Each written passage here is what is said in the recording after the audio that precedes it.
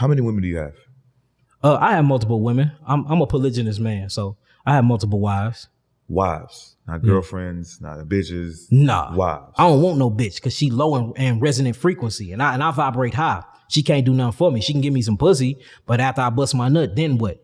I'm past that stage in my life, just busting a nut and moving on. You know, my life means something to me. I've been working hard. I'm building something. I'm a leader. I'm bringing the people with me. I'm saving humanity. So I need a woman that's going to help me out with that. I just don't want a woman that's going to lay on her back, you know, get my cum and then think she can get $1,000 to go get her hair and nails done. That's the only exchange we got. You give me pussy and I give you money. I can just go find me some prostitutes for that. Yeah. And that seems like that's what this new age is about. It's basically organized prostitution swept under the rug. And I just ain't with that. I'm trying to grow empire. And me, my workload, how many children I got, everything that I'm doing, and just the God in me, one woman just ain't for me. And I'm not knocking nobody that's into monogamy. I just ain't never been with one woman. I don't see myself being with one woman, and I just don't want to be with one woman. I'm building an empire, and it's going to take multiple divine goddesses to help me get that done. Same thing with money. If you ain't got a bitch that's going to use you and take your money, give a goddess and a wife $10,000 and give her the vision. You ain't even got to tell her what, just give her the vision with the money. She going to turn that motherfucker into $1 million. So me, I'm a smart man. I'm like, okay, if I know women do that and goddesses do that, and I need this done in a short amount of time because what I'm building, and I know that we are at a racer, I need multiple women in. That's it. That was the best fucking explanation I ever heard in my life. Swear to God. That's boy. it.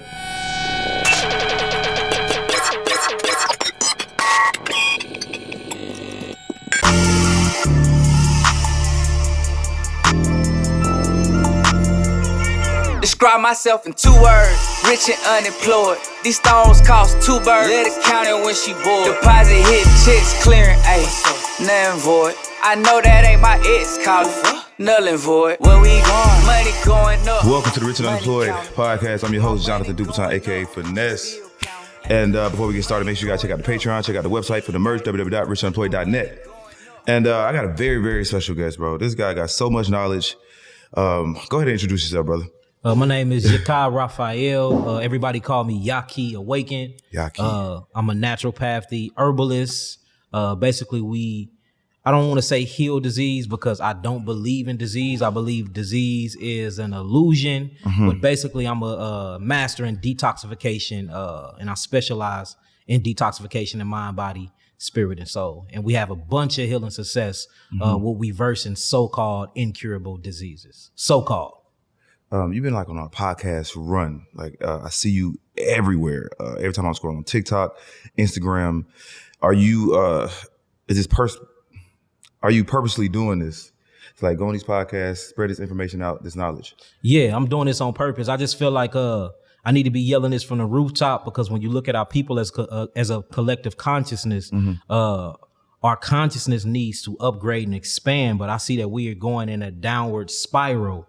And, you know, it's up to us to lift us up because it ain't nobody else going to do it. We're the number one when it comes to these so-called diseases, whether we're talking about HIV, hypertension, diabetes mellitus, hyperglycemia 1 or 2, arthritis, cancer, throat cancer, cervical cancer, breast cancer, prostate cancer. It's us. Any type of stress-related disease, our people are the number one that's getting them, and we're dying from them by the hundreds of thousands a year. So I'm just here to ring the alarm and let people know that it's a scam, it's a gimmick, we being played, and we being bamboozled. And if we truly look at our bodies as how they was created, which was to miraculously heal and detoxify themselves, if we just had the right environmental conditions, then we can, you know, overthrow what the government is doing to us, which is basically setting up depopulation control. You know, it's a program called eugenics that have been released on us since the late 1800s. And now we see the plan really unfolding with everything that they doing. So we just need certain sleeper cells, just like the army do. They drop people off in certain places to analyze, bring back the knowledge, and then to tell you about the enemy. I'm doing the same thing. I'm telling you that we are at war and our enemies is up to something, and this is what they doing, and this is how you can catch them coming. I was having an interesting conversation today with a friend, and she was like, "You believe in the Matrix?" I said, I believe in something. It's something like the Matrix. It ain't just like the movie. Like, I think whereas the disconnect is like, they got this thing in the back of our head, but we're in it. Everybody's in this Matrix. Like we're being brainwashed. Yeah. You know, everybody's just following in line. It's like, it take people to step out of line to see what's really going on. So what is the root of the issue? Like that we are war at? What is the issue? Well, so when you just said an amazing word, you said matrix. I read and I write and I speak fluent Hebrew. And the word matrix in the Hebrew tongue is rakim. And it literally means the womb. And we are in the womb, which means we really are in a matrix. We're in the womb of the government's programming, and we are being programmed. The main issue is this.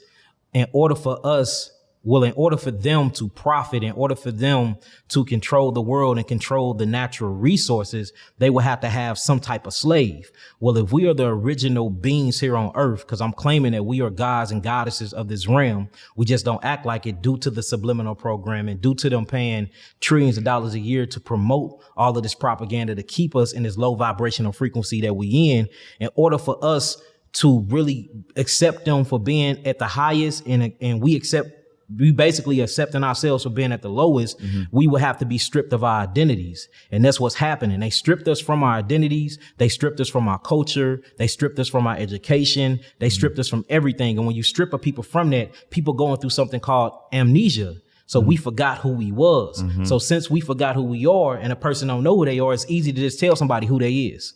When you say we, yes, are you speaking just black people? Yes, I'm gonna be 100 with you.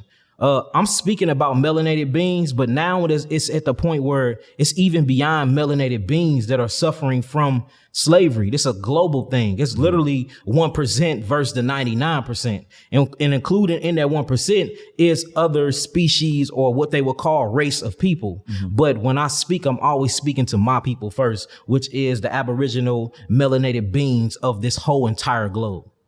Well, let me not say globe, of this dimensional plane. Or what they call Earth. Okay, how many dimensions you think there is? There's ultimate dimensions. Anytime you have a new thought, you create a new dimensions. To Earth is a multi-dimensional plane. You have inner Earth, you have outer Earth, you have beyond the Antarctica walls. All these are extraterrestrial plane. All extra mean is beyond, and all terrestrial mean is grass or land. So extraterrestrial is not up there. That's water up there. Extraterrestrial or beyond the planes is going outer Earth. So many questions. Okay. Where do I start? Now, okay. What do you think the plan is? Why do you think they want us in this delusional state?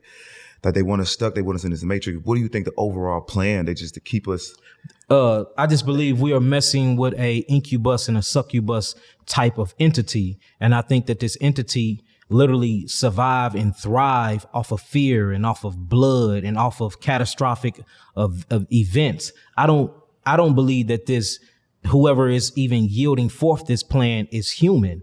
You know, there's different type of species here on this earth. And, you know, a lot of people think this is spookism, but it's actually in a lot of classified documents that's ran down by the CIA, the government that's unclassifying these things. For instance, you know, a lot of people believe that the reptilian movement or this new reptilian information is fake, but we have something called the reptilian part of our brains, which is the natural state of fight or flight to our brain. It's right up under the mammalian brain. It's literally called the reptilian brain, and it's basically in control of your desires, basically sleep, awakening, hunger, and having sex to reproduce. So I believe that there's entities out here that want to control us, to use us as a battery to basically keep them thriving and surviving through the galaxies. Everybody is not here to exchange and share love and to grow humanity, to expand consciousness. There's something called duality. Whenever you create light, darkness is a byproduct of that. Whenever you see something beautiful, there have to be a byproduct that look like something ugly. You got hot, cold, you have up, down, you have water, you have solids. So you have black, you have white. There's a polar opposite to each entity that ever lives inside of this reality. So if we are the children of light, then there have to be children of darkness. And this war have been This war been here since the beginning of time. Just by creating creation, you start conflict because you can't create nothing that doesn't have a polar opposite. And they teach you this in biochemistry. You have electrons that's negatively charged. Then you have protons that's positively charged. You have hydrogen that's charged. Then you have oxygen. And if you add it to a hydrogen, it becomes negatively charged. So just us living and breathing inside of this universe, you always going to have that opposite side or go to war with something. And I just believe within my heart and everything I've been studying and researching that we are at a war with a people that's not a people. And this is spiritual warfare. And the reason why they're doing what they're doing is because they need our energy. They need our essence. They need our blood, and they need our currency to survive and to thrive in this here realm. So the ultimate goal for them is to use us as batteries, in layman terms, for us to be slaves. That's what we are. Yes, yeah, that's what they are. Hopefully after this podcast, they won't be though. Now, you believe in flat earth? So again, I don't believe that Earth is flat, but I don't believe that Earth is a globe. I believe that Earth is a multi-dimensional plane. I also believe that Earth is an observation plane at that. We come here to observe. We come here to experience. And through those experiences, once we transition, not death, because I don't believe in death. I believe death is an illusion. And given these definitions are spells and curse words that literally molds and shape our reality. But through this transition, we go back to our higher selves of who we call God or the Christ consciousness. And we basically teach God about its own creation. Because if we look at God, God is not a solid thing. God is a spirit, and it consists of all things. So God created creation, which we are a part of creation. And in order for him to experience his creation, he created 7 billion, he or she, whichever one you want to call it, created 7 billion different bodies. We then use these bodies as utensils and as equipment to go and experience the creation. When we die, we bring all of this data back to our higher self, and we teach the creator about how to expand its own creation. So we are literally spiritual beings having a human experience. If you look at your fingers, if you look at everything about your body is used to touch stuff. My hands is to hold and to pick up things. My tongue is to taste stuff. It's called a taste sense. My ears go through hearing senses so I can download. Everything about our physiology is to download information. So what are we doing with the information? What's the whole purpose of having these vehicles to download all this data if we're not bringing it back to create a supercomputer? And I think that's what we're doing for real. I think that we are technology created by something. You didn't create, something created you, right? So I think we are biological technology here to experience reality, bring that information back to our higher self of who we call God to learn and expand more of the creation. Do you think that the world is going to reset? Because I feel like the world is in such a bad state. Not the earth itself, but the people that's running it. And like as far as like being like controlled and technology, and like, do you think it's going to be a reset button? I mean, there have to be a reset button. That's just called the cycles of life. Your cells go through cellular cycles. A woman go through a menstruate cycle. You know, we go through sperm cycles, a death cycle of our sperm. Your body, your bones have a cycle. Your blood dies and renew itself every 40 to 60 days. Your hair every 7 years. You know, so even everything about us go through a cycle. So if everything about our biology go through a cycle, in nature, you go through seasons. These seasons or cycles. 365 days is what they say. You know, the earth renew itself. You got the spring. Then from spring, you go through summer. Then from summer, you go through fall go through winter, and then it resets. So if everything that we see in nature and inside of our biology resets itself, then it's only right to reason with ourselves and say, yes, there will have to be a reset on earth. And from my understanding, a reset happened every 12 to 13,000 years. How close we are to the next one? We here. We're in the age of Aquarius. I swear I feel it. And it's usually when knowledge is very, very, very heightened and increased within the earth. And what kicks off the reset is always technology. Technology always kick off the reset. When you study ancient Kemet, when you study the Sumerian tablets, when you study all these different ancient civilizations, you notice that technology was at its highest point when everything reset itself. And me personally, I think this reset will be nuclear warfare. Like soon, you think? I mean, if you just look at the conflict, look at what's going on with Russia, look at what's going on with North Korea, look at what's going on with China, look at what we have been creating. We usually annihilate ourselves from the technology. It's our intelligence. Our intelligence is what always get us. So soon, yes, but it depends on what we call soon. You know, soon would be me. Soon is within the next 10 generations. That's soon to me. Because we're supposed to live forever, man. We just bought into this illusion called death. You know, Asian is a disease, how I look at life. You know what I'm saying? We're not supposed to really be Asian. So yeah, very soon. What are you doing to like prepare for that? Are you building an underground bunk? Right now we're trying to start on one. Right now I'm working on building community and really growing our own food. That's what I'm working on right now. And I kind of kicked this off late, you know what I'm saying, in my life. So, you know, now I'm farming, I'm growing my own herbs, I'm growing my own food, I'm buying up as much land as possible. I have my own water source and I'm trying to build community, but we can have at least these essential things to thrive off of, to truly unplug ourselves from the matrix. I think that's the first step to freedom. Now, can we avoid actually nuclear warfare?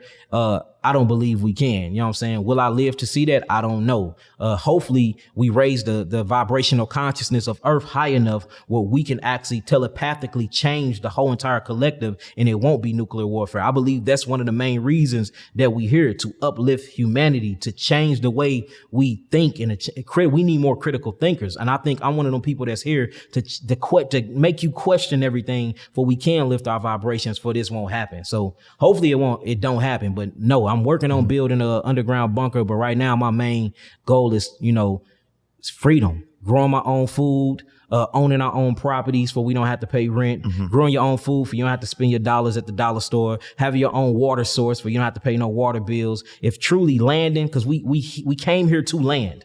We literally landed on Earth. There's no coincidence that landing and land is the same word. So our purpose is to land and to experience from the land that we landed on. We landed here on this rock that they call Earth. So we have to figure this thing out. And the best way to do it is playing in Earth, playing with the elements. So, you know, if you get into that and you really own the piece of land, you build a house and you own that house, you own your water, you grow your own food. Everybody go to work to pay bills, right?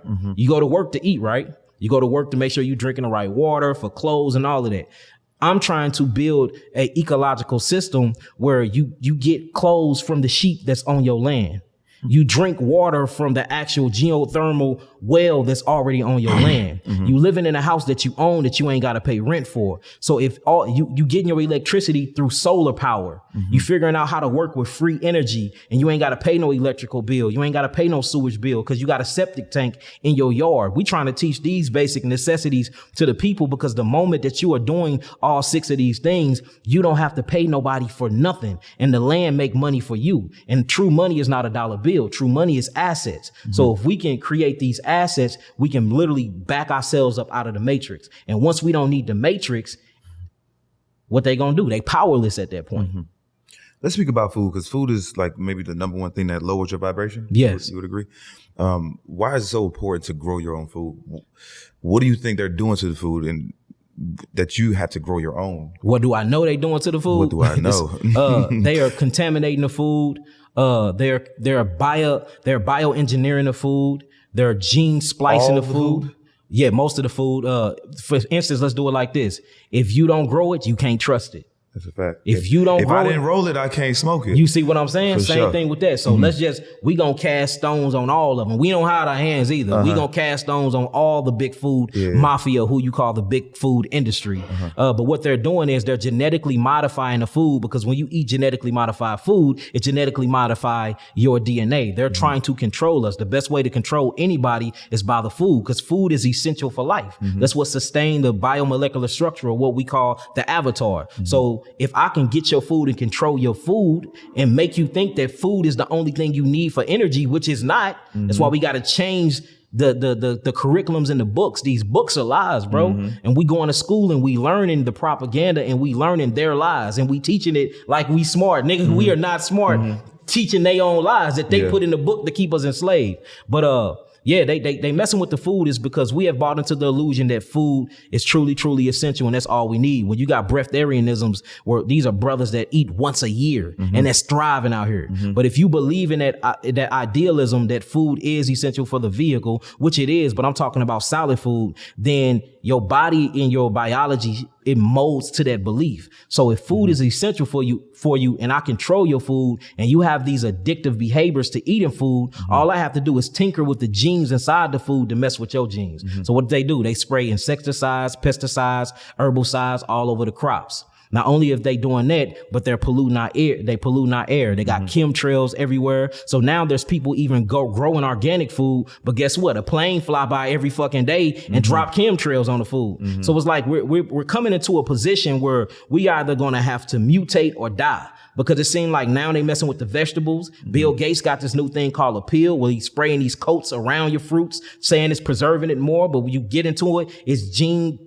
tampering technology in these appeal sprays. So even the organic fruit and the organic vegetables are now being contaminated and tampered with. So hopefully we have a mechanism inside of our structure that causes our cells to mutate, and we be able to mutate and basically survive this war, these biological weapons that have been waged against us. So they're controlling the food to control our minds.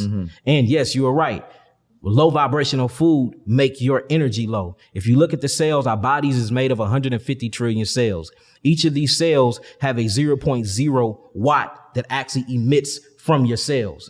We have more electricity in our body than a lightning storm. It's just all regulated by light, or it's called photons. It's all regulated by the sun.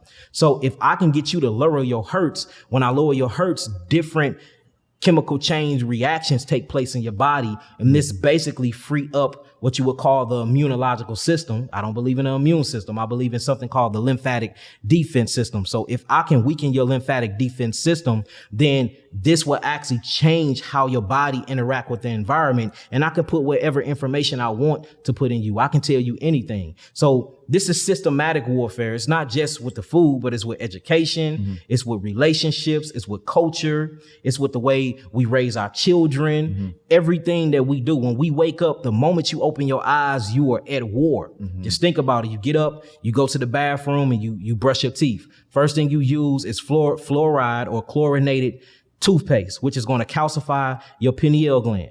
Right? Then it's going to calcify your pituitary gland. And it's super bad for your teeth, but they say it's good for your teeth. So upon waking up, you already doing things and using substances to kill yourself. Then you go eat breakfast, because they teach you breakfast is supposed to be when you first wake up. You're not supposed to break your fast when you first get up in the morning. You break your fast when the sun is the highest in the sky at noon. So now you're not even drinking the equivalent amount of water you need to drink to jumpstart your cells in your system. You go and you stick bacon down your face, eggs, and all these different proteins, the protein myth.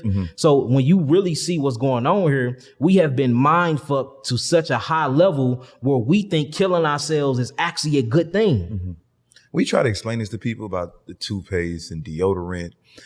They're like, well, that's gonna kill us. They don't see the seriousness of it. Because over time, it starts to build up. Like, I stopped using deodorant because I felt like it wasn't right. Over time, I just kind of felt like these chemicals, I could feel the chemicals on me. I haven't used deodorant in about 13 years. What you use? I use key limes. Key limes. I use baking soda. That's cool. Baking soda, that's called sodium bicarbonate. That's real good. Just make sure you're getting it with aluminum free. Right. Since 2013, they've been putting literally a bunch of aluminum inside of the baking soda. So make sure they say aluminum free on it. Because look, they peeping the consciousness raising. Yes, so now they gotta meet us. They like, okay, these niggas ain't eating meat no more. Let's start attacking the fruits and the vegetables. Damn, they not wearing deodorant no more. All right, let's make sure that we get them GMO key limes. Dang, they using baking soda bicarbonate. Throw a little bit of mercury and aluminum in that shit. Yeah, you see what I'm saying? Do all y'all can all speak like this? Y'all can all speak like this, like fluent, like y'all just not like him. I mean, he's rare, but I mean, he's rare. I've been with him almost 3 years. He like Tupac in his prime for sure. How old are you, bro? I'm 34. That was I'm about to be 34 in a couple days. A couple weeks. All praise. I'll be 34 in a week. My birthday, July 11th. Man. That what's up, brother? Yeah, I mean 35 in a week. How long have you been on this path? Man, I've been on this path for 15 years, but I've been like really, really committed, motivated, passionate, and doing the work. Because that's the difference. I've been doing the work going on 12 years. And you from St. Louis? Yep, St. Louis, Missouri. Shouts out to STL. What, like, okay, this information coming from, like, you know, the hood and stuff like that, this stuff like cool. You know what I'm saying? Like, where did you start? Did somebody like put you on, like give you some advice? Man, no, what happened was I had a heart attack. I went to prison, got out of jail. You know, you not make all them promises when you lock behind bars. For sure. Made all these promises. God, if you get me out, I'll never do it again. My last time. You know, got out, did it again, of course. But I had developed bad habits. I was smoking a pack of cigarettes a day. I was smoking like 20 blunts a day. Back then, that's when the Vegas leaf was popping. So we used to always roll up them Vegas leaf. Come to find out that they got sued because them things was developing holes in people's hearts. So I was doing that, and the reason why I'm saying it because it leads to what happened. And I was snorting cocaine. So I was doing all these three things. Liquor too? Alcohol? Man, fifths, Remy Martin. Remy Martin. I used to go to the studio with he can testify, bringing fifths of liquor there. Hennessy and Remy Martin was my drink back then, cognac. So I'm drinking fifths every other day, a pack of cigarette Newport Shorts a day, smoking 20 blunts a day, plus I was snorting cocaine. Man, one day I had a heart attack, brother. Had a heart attack. Ambulance came and got me. Ended up going to the hospital. How old were you? At this time, I was 21. 21. Had a heart attack. You know what I'm saying? That's crazy. Yeah, I'm finna be 35, so they give you the years right there. So, man, I ended up leaving the hospital, and I had high blood pressure. So I had scar tissue on my heart. I had high blood pressure. I had diabetes, and my kidneys was not functioning properly at all. And I had these white spots on my skin because, you know, melanin was leaving from different spots on my skin to go heal up another area. So I had severe naturally bleached spots on my skin, looking crazy out here. And I'm only 5'5.5", 5'6". I was 250 pounds. So you can imagine how I looked back then. So, man, I was taking medicine for hypertension, and my dick couldn't get hard. You know what I'm saying? So what I used to do is, since my dick couldn't get hard off that, I noticed that cocaine, if I snorted cocaine, I can get an erection. Right. So, man, being, not knowing myself, hating who I was, you know, still messed up about things, going to prison, just, you know, I messed my life up. At that point, I thought I did, but man, that heart attack was the best thing that ever happened to me, bro. I had that heart attack, and I got home from out of the hospital, bro, and I literally Googled, to make a long story short, because I done told this story a bunch of times, I Googled natural ways to heal erectile dysfunction, natural ways to heal scar tissue on the heart. I'm just Googling stuff. This white man popped up. He was saying some stuff, but I wasn't feeling his vibrational energy. I didn't resonate with him. How do you correct erectile dysfunction?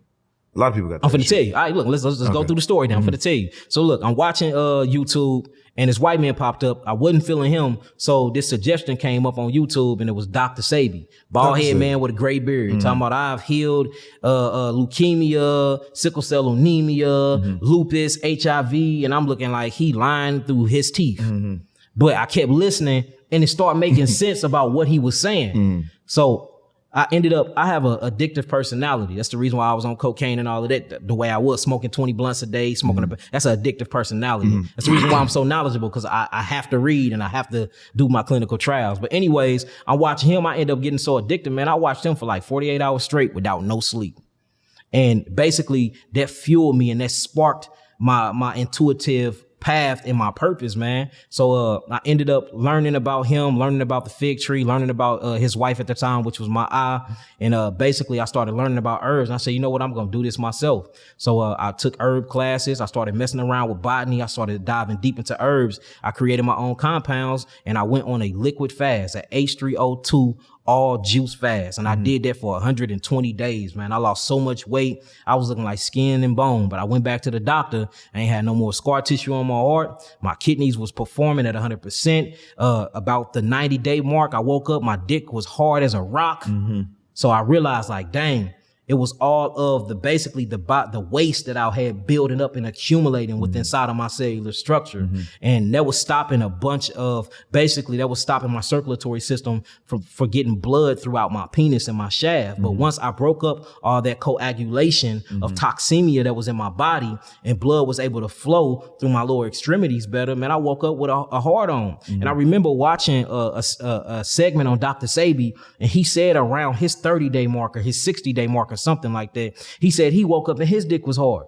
So, and mine was 90 days, but it happened. So I said, damn, that's when it really hit me like the brother wasn't lying. What he was saying is the truth. So if you want to heal yourself from erectile dysfunction, it's two things that's happening there. Sometimes the nerves is not communicating with your actual penis shaft down there because everything. So you have to look at it. The body is made of 150 trillion cells. The blood, the circulatory system feeds the cells oxygen and phytonutrients. You know, that's amino acids, that's minerals and all of these different things. The actual nervous system, or what you would call the autonomic nervous system, the parasympathetic and the sympathetic nervous system, is what communicates with the cells of the body. All right. So the blood feeds the cells oxygen. The nervous system communicates and commands the cells. Then you have something called the lymphatic defense system, what we own that, the lymphatic defense system, or what they call the immune system. And that cleanses the cells of the body, and it actually protects the cells of the body from certain foreign invaders. So how to heal erectile dysfunction is you have to make sure that all those things that I just mentioned is working right. Is my blood properly flowing throughout my body? If no, then that means there's something obstructing the arteries and the vessels that's bringing the blood in my body. Usually it's some type of calcification or solidification inside the body due to dehydration. So the first thing you need to do is hydrate the cells. You hydrate the cells by H3O2. H3O2 is what you would call structured hydrogen ion, negative ion water. And this is basically drinking juices from fruit or vegetables.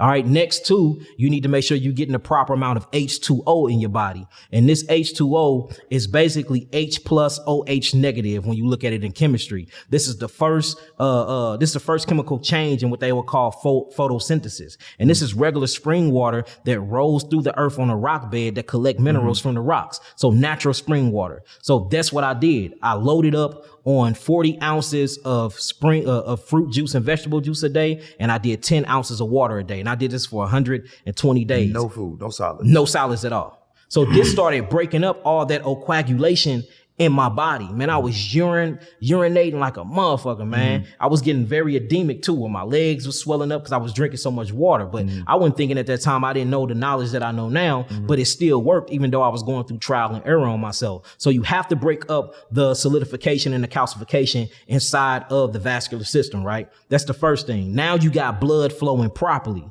Now, since you got blood flowing properly, you need to get the goodies in the blood. These are all the phytochemicals and the phytonutrients. So you need nutrient dense foods. Most of the nutrient dense food that was created for human beings is fruits, berries, melons, and a few vegetables. And of course, you got a few nuts and a few seeds. So these are the things that need to be fed to the actual bloodstream, for the bloodstream can take all these phytochemicals and deliver it to 150 trillion cells in your body. So that's the second thing, getting all the nutrients that you need. Once you have the nutrients and the oxygen in the blood to feed the cells of the body, and you done broke up all the, basically all the obstructions and the cutting off from the circulation, now you got flow and you have movement. Last but not least, you have the nervous system. Once you heal or jumpstart the autonomic nervous system, now you have something called melanin neurotransmitters that can communicate with the cells of the body.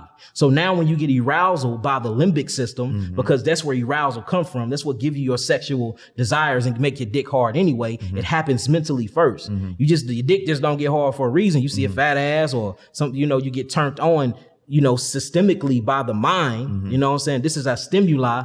Then you get the melanin neurotransmitters that connect with the body and say, all right, now it's time to reproduce. So then you have to heal the autonomic nervous system. The best way to do that is what I was just saying. Make sure you hydrate and eating the right foods. Then you have to get what you just broke off, because you went through the hydration. You got to break up all of that accumulation, all of that calcification. That stuff got to go somewhere. That's where the lymphatic system come into play. That's the sewage system or the trash can of the body. Man, once I started urinating and pooping out all of that defecation, pooping out all that toxemia, urinating out bubbles, proteins, getting rid of all that stuff, man, I'm talking about I was stiff as a rock. So the problem is a circulatory problem where you're not getting circulation to the penis. And the reason why you're not getting circulation usually is because stagnated lymph is built up there, because you have something called the interstitial fluid of your body, which is a river of fluid that's supposed to cleanse and sweep all the toxemia off the cells. But if it's backed up, it can't pick up the trash. Imagine you putting trash on your corner every week, but you ain't paid your trash bill. What's going to happen to the trash truck? He going to drive by that motherfucker every week. Eventually your whole yard going to be full of trash. And that's where it comes in at. So we got to make sure that we paying the trash bill. And how you pay the trash bill of the body, you making sure that you feeding the body the right H3O2 and the right phytonutrients you need to keep that elimination pathway open. Once I open my elimination pathway and I got rid of all that systemic mucus, toxemia, and all of that metal, man, my penis got hard. So it's not a pill that gets the penis hard. Well, now you do got a pill that stimulates yourself. That, like, you know, you got horny goat weed, you got Damiana, you got your Hembe. I need to ask you about that because that's like a wave right now. Like the honey, these pills, Cialis, Viagra, and dudes that are 25, 30 years old are taking them and they think it's like, you know. And they're going to get a heart attack when they 50. Or they're going to go blind when they 60 years old because you are forcing the adrenals and you are forcing blood to your penis. That's hard because now you're starting to mess with, basically it's called the beats per minute. This is your heart. We're talking about the cardiovascular kick. This kicks on. So I want to say this, the heart is not a pump. The heart is a valve. The lungs is a pump.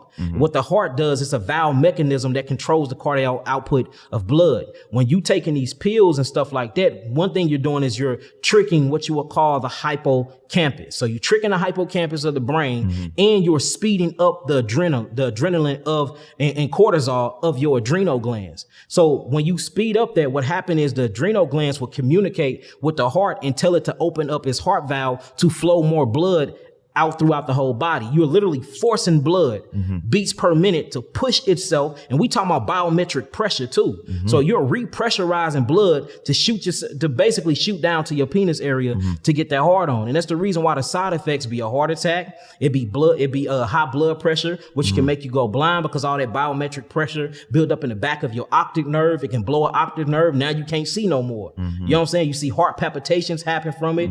You see liver damage happening from these things. So you got to be real careful with what I would call fake stimuli, man, because it's long-term side effects that come from these things when all you got to do is do it natural and play by the laws of nature. When you play by the laws of nature, sometimes you got to have patience and it take longer, but you have longevity and you live longer. And, you know, it's something different about your penis getting hard naturally than having to take a pill at the age of 35. You know what I'm saying? That's a whole different energy and spirit that you playing with too. So the natural way is always the best way. Now, if you do want natural herbs to do this, but you got to remember, pharmaceutical companies use herbs too. They just mix that shit with petroleum oil and call it medicine. So you can use herbs as not good for the body. So a lot of people are overusing yohimbe, which is causing heart problems. A lot of people are overusing American ginseng, which is causing heart issues and adrenal fatigue in the long run. So the best thing to do, man, is a detox, bro. Go through your detoxification. Make sure that you stand alone and being with yourself and handling your business, man. And that's truly how you fix erectile dysfunction. I found the natural remedy. It ain't like it's like a quick fix, which is. I'm glad you said quick fix. A quick fix, which is you take a watermelon, you put the whole thing in it, the ring and everything, cayenne pepper, some ginger. Man, I tried that the other day just to try because I seen it on Instagram. I was like, let me try this shit. Man, bro, I was hard as a rock. Yeah, because watermelon, look what you just did. Watermelon is one of the most hydrative fruits on earth, other than the cucumber and other than what you would call the coconut.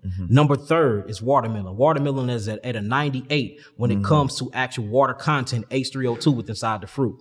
You did that, plus you use cellulose. If you break up the cellulose of the skin of the watermelon, it has all types of bioflavonoids. Then you mix cayenne pepper with it. Cayenne pepper is not only an expectorant, it's a mucosa stimulant and it's a blood purifier stimulant, meaning it gets the cardiovascular system working like no other. So you literally sped up the natural process of getting your dick hard. Wow.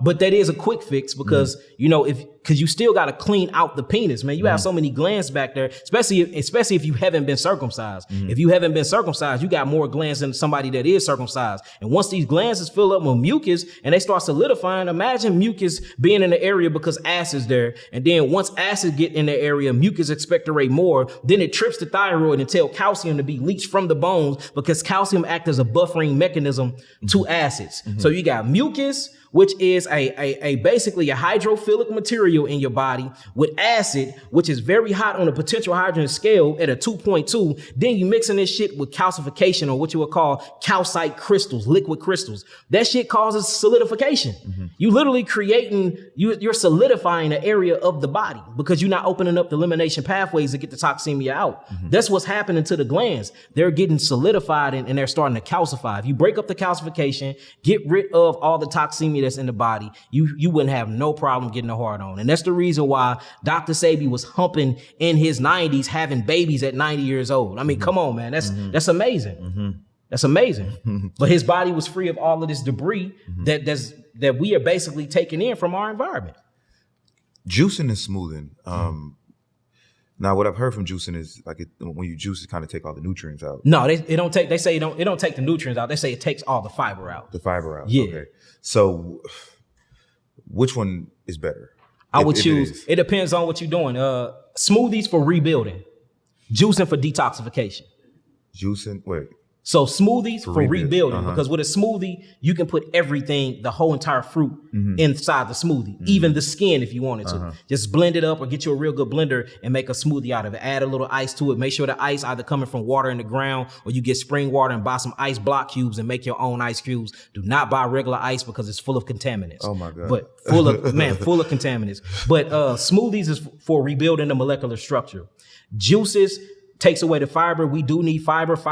So you have something called prebiotic, probiotics, and postbiotics. Prebiotics is food for the probiotics. And then the postbiotics is all the benefits you get from the probiotics by feeding it the prebiotics. Guess what the food is for your microbiome? Acids and fiber. So if you really want to rebuild the gut and rebuild the physiology of the molecular structure, then I say go smoothies. But I deal with people that have chronic and degenerative illnesses. We bring people back from the dead, literally. So I don't put people on smoothies until they done cleansing. I put people on juices so they can hydrate and basically open up something called the NRF2 pathways of the body so they can eliminate all the toxemia that's in their gut and that's in their cells. So I want to hydrate you, electrify you, and open the cells up so you can get rid of all the toxemia. That's going to be juices. Then once you're done with your juice cleanse and you're done with the herbs, and I see that your body is cleansed by checking your blood, getting a CBC chart on you, checking your urine, and doing a urinalysis on you and stuff like that. Once we see that you have fully detoxified, now we can start rebuilding the molecular structure. That's when I switch you from H3O to liquid juices to more of a solidified gel juice, or what we call smoothies. So smoothies to rebuild, juices to detoxify. Gotcha.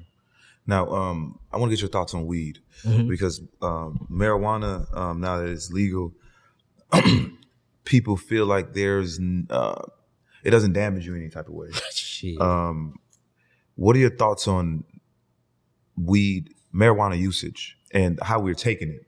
I love marijuana when it's used the right way. The right way is using it as a tea. That's good when you actually steaming and seeping the tea in water and you're using the HeLa constituents out there. Marijuana is good to so-called reverse so-called cancer, and we'll talk about that later. But it's good for opening up the elimination pathways. It's also good for rehabilitating cells. But what's crazy is the moment that you put fire to weed, it does the opposite. It clogs up the cells. It evaporates oxygen from the cells. It causes dehydration, and it kills brain cells. And when you put fire to it, it starts leaking out something called cytoestrogen. And this estrogen is actually used as a cellular proliferator. So you will see it basically effeminized men in certain type of ways. You see, and they did a study on it. Effeminized? Yeah, feminized man. So, and I'm not talking, so when I say that it makes men effeminate, they think I'm talking about it makes them like a homosexual or it makes them gay, but I'm not even saying it in that way. It literally messes with the thought patterns of a man to make him do something more in a sensitive way than standing up and protecting. And they did studies on this stuff where you smoke weed and you put a man in a position or you put him under pressure. A man that's high is going to take the lazy way out rather than taking the bold protective way out. You know what I'm saying? So, yeah, man, it changes your psychological preference on reality, on life, because you're putting a flame and a fire to it and you're creating these dopamine and these opiate receptors, and they bind to the receptors, and it's a blockage there that's transferring the energy wrong, and these things are called cytoestrogen. So when you put fire to weed, you create cytoestrogen. When you steep weed, you get the right THC and the cannabinoids that you need, and it's very, very healing, and it rebuilds the molecular structure. And when you smoke it, you actually kill brain cells. This is scientifically proven, and all people got to do is look up peer-reviewed science articles if they think I'm lying. So I think it's perfect if you use it the right way, but I don't think we're supposed to be putting fire to anything, not even to our food. So the moment you put fire to it, you change the molecular structure. And when the molecular structure is not complete, it not only messes with your cognitive function, but it also messes with the way your biology, interact with themselves. This is my issue with weed. Now, I do love weed. This is the issue I got with it. One, I think the people that's growing it, for one, they put in whatever chemical they putting in it to make it grow faster, make it way more potent. And then once we get the weed, now we go and buy these products from the stores, the tobacco products, these backwoods, all these leaves and stuff like that. So you got one issue from the grower, then you got the issue with you buying these chemically induced leaves, tobacco. So now you got two negatives. You feel me? So I feel like if you was to use weed, you should grow it yourself for one, and then if you are gonna smoke it, I guess use a smoke it cleaner. Yeah, so I was just on 85 South with Carlos and DC Young Fly, and I'm talking about this because basically Carlos told me he ain't never stopping smoking. So for a person that say that, I had to change it up. I'm like, okay, if you gonna continue to smoke and you telling me flat out that you not gonna stop smoking, then just smoke cleaner. So they agreed with me that, the next time I was on the show, they was gonna smoke it out of something called raw papers, where it's a more cleaner smoke, but it's still smoke though. So I get what you're saying. So that does make it worse. And then we got to look at how they making these plants too. Like back in the day when I was smoking weed 20 blunts a day, I had seeds in my shit. Right. You know what I'm saying? Right. Now there's no seeds. Where are the seeds at?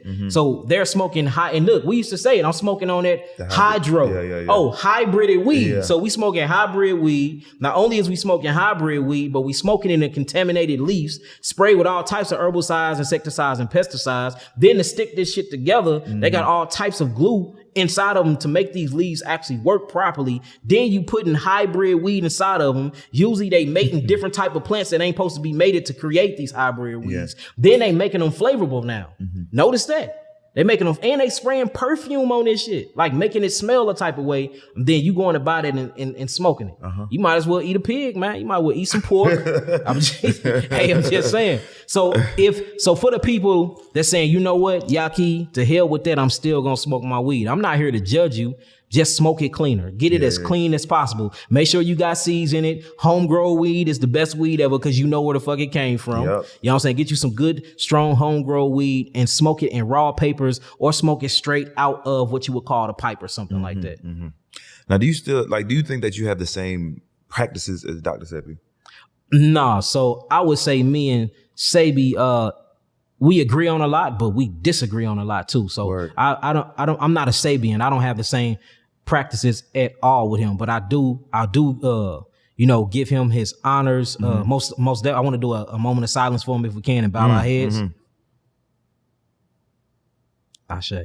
But I give him his respect because if it wasn't for him and if he initiated this spark in me. So it's always double honors to the Sabi and his whole entire family.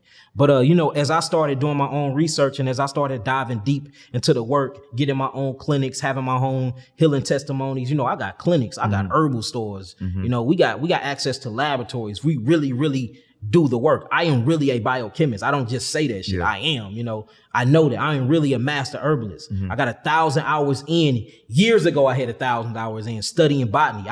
You can drop me off in the woods and I can bring you back any herb and I know the actual botanical name of them. Like I'm really in this. Wow. So studying that and just being around my own knowledge and not being a slave to what another man say. I have to figure things out for myself. I noticed that a lot of our information kind of conflicted with one another. But it always kept me humble because I say, even though our information conflict with one another, he still have healing results. So I can't knock his methodology and I can't knock what he done. And if it wasn't for him, I wouldn't be where I'm at now. So I would say a lot of our information do conflict, but shouts out to Dr. Sabi, shouts out to his family. I love y'all. And I'll leave it at that. Now, speaking the way you speak, knowing all this knowledge and trying to basically shift the culture, you don't have any fear that these people are coming for you? They already are. They holding hundreds of thousands of dollars from me right now. They tried to sue me. They said I was selling pseudo pharmaceuticals. How many websites have they shutting down, Nabi? They didn't shut down. They be shutting down. They always shutting down my websites. They be trying to hack my websites. They cut my brake lines. They follow me around. We didn't caught them, and I got a witness. My brother is here with me. We caught them following us in Tampa, Florida. You know, we seen badges and everything, caught them talking and everything. So, you know, we see them following us around at the airport. You know what I'm saying? These are witnesses behind me. So that's why I keep heavy security on me. But I mean, they already after me. But this what I say to that though. I'd rather stand and die for something than to be alive and be a coward and know that my people is suffering and are being murdered. Not dying. We are being murdered and being murdered and keeping my mouth shut. You know what I'm saying? I'm from the streets. Yeah. You know what I'm saying? I'm really from the streets. Been shot, stabbed, gang bang, prison time. Like, I'm really from that. How can I go that hard for something that's not mine and go hard for a block that I don't even own, but then get all this knowledge and just remain silent and watch my people die? That don't make sense to me. So, I mean, they already after us, but they after everybody. And that's why I try to get people to change or pivot they actual perception of life. People be like, they gonna come get you. Nigga, they coming to get you right now. What did you eat today? Yeah. What did you drink today? What did you brush your teeth with? Smell the pollutants in the air. You know what I'm saying? They after you too. They after all of us. So you're not scared? Nah, only thing I'm scared of is God. And now the more and more I realize that I am God, I am its reflection. I'm not even scared of that. You know what give me just a little fear? Nature. Nature a motherfucker, man. Really studying nature, seeing how unpredictable it is, seeing how forever changing it is. That's the only thing that like really make me shaking my boots at night, thinking and meditating on nature and how it expresses itself. You plan on leaving the country? Nah, man, this is my country. I'm originally from here. You know what I'm saying? Shit. We indigenous to the Americas. I'm not from Africa. So I'm from America. My ancestors are from the Americas. So I don't have a home to go to. I'm at home right now. We are the indigenous tribes here in Americas. We got pyramids here. We got Sphinx here. You know, this is spiritual Kemet, what you call Egypt. So as far as I'm concerned, I'm at the crib. I'm never leaving. I go, you know, of course I travel. But hey, we here. We the Indians. We are the Aboriginals and the indigenous to this land. I'm home. I'm at the crib. Straight up. When you say that we're here, this is Egypt or this Kemet. Yeah. What do you mean by that? I mean, so for instance, imagine that everything you've been told is a lie. Like, what happened if, you know, the city of Yahudim or what they call Judah is actually in Utah? Right. You know what I'm saying? What happened if ancient Egypt is actually is along the whole Euphrates River, or what we will call the Mississippi? And then you start studying the Mississippian tribes and you start looking at what they built, they monuments, they structures, and it looks like Egypt. And then some of this shit is older than actual Egypt. I'm from St. Louis, Missouri. You go to East St. Louis, you got a place in East St. Louis called the Cahokia Mounds. And it's an old civilization. Indian tribe called themselves the Cahokians. You know what I'm saying? And you look at these mounds were pyramids. Then you start digging in these mounds, you find hieroglyphs. They done found emerald tablets with Hebrew writings on it, the Hebrew commandments on it, and they carbon dated these things back, and it's older than things that's actually in what they call Egypt today. It's a conflict right there. I got to start questioning things. So, you know, and then even when you get into the scripture and you get into Revelation chapter 18 and on up, it calls America spiritual Egypt. Then if you read the book of Deuteronomy chapter 28, verse 68, it says that the people of Yisrael, or what they call the Hebrew Israelites, it said that they will go into Egypt again by way of ships. You see what I'm saying? And then you start really studying slave history and what's really going on here. It's like, hold on, maybe we already up in this deal. So me personally, I think that they tampered and flipped the maps, man. Just like they made us believe in disease when disease don't even exist. There's no such thing as a disease. You know what I'm saying? It's the body naturally detoxifying itself. But we have bought into the illusion. They teach us since we was born, we go to school, they shove it down our faces that, you know, viruses, there's some viruses that you can't get rid of, and these symptoms are disease. But then when you get in the field and you start working with people, you be like, hold on, this is not a disease. This is the body natural way of detoxifying itself. So you get a cough, you start coughing, you go and get suppressive therapy and you buy cough syrup to suppress the cough. But if you look at the actual mechanism of a cough and you feel what it's doing, you coughing things out. You breaking up coagulations of mucus built inside the bronchial tubes for you can draw in that breath. A sneeze, hut-chew. You sneezing out antigens and particles that you getting in from air pollutants, but you will go get Claritin to actually basically suppress the particles deeper within you. A fever, you want to break the fever. You go get Benadryl and Tylenol to break the fever, but the fever is actually making the blood thin for you can get circulations to wherever the inflamed spots at. They say disease starts by inflammation, but inflammation is nothing but the localization of certain type of antibodies inside the blood that actually need the goodies to go to. So then you put all these things together, the cough, the fever, the inflammation, and the sneezing, and the body shivers, and the inflammation, and they say you got a virus. Like, hold the hell on. This sounds like detoxification symptoms to me, because if I put somebody on some herbs right now and put them on an all-fruit diet, they're going to have these same symptoms. So it's our perception that's off. So I think our perception of the map is off. We don't know where the fuck we at for real. How do we know? Have any nigga ever been to outer space? We don't know this stuff. You know what I'm saying? So I think, and it's a white lady, shouts out to this white lady. She's been teaching that the maps have been wrong. She's a social studies teacher. I can't think of her name right now. She's been teaching that the maps been wrong for over 40 years now. Is this lady on TikTok? Yeah, for man, sure. White lady with white, man, she always, and she pro-black than a mug, man. Shouts out to that white lady. But look, she been proving that the maps have been wrong. The maps have been flipped. They making Africa smaller than what it really is. They done made Russia big than a motherfucker. They make America, like America is 10 times bigger on the map than what it really is in real life. So we don't even know the sizes of the countries. We don't know the size of the cities or states. We don't know where the hell they at. We don't own no airplanes. We don't own no astronaut vehicles. Satellites. You know what I'm saying? So we don't know, brother. So the only thing I can do is tell you about my experience. That's why I say I am not an educator. I am an experiencer. I put that shit to the test. I put my blood, sweat, and tears in it, and I do a repetitive clinical trial after clinical trial after clinical trial plus comparative studies. Then I draw my conclusion. And then I share with you what I experienced. I'm not an educator. I do not regurgitate what another man have told me, because usually it's from another man that got an agenda that's full of bullshit and lies. And that's why my ideology sounds crazy as hell, because our people are so indoctrinated and programmed. They're going to listen to this. They're going to say, this nigga is out his mind until they start really researching and doing the work themselves.